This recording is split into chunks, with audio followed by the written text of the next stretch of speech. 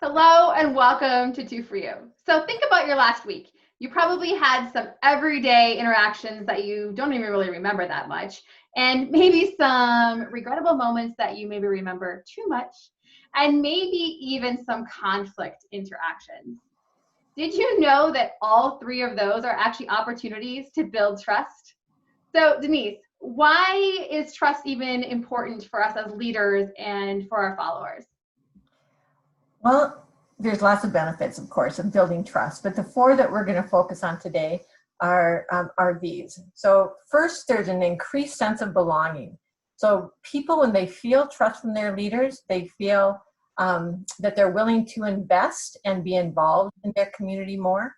The second one is they feel greater community cohesion. And basically that's saying they have deeper relationships and they're willing to take that risk of crossing cultural divides in our community. Yeah, that's so important right now, right? Oh man, Yeah. exactly. And the third is around resource and information sharing, that people feel more willing to share their resources. They also are more transparent and they communicate more.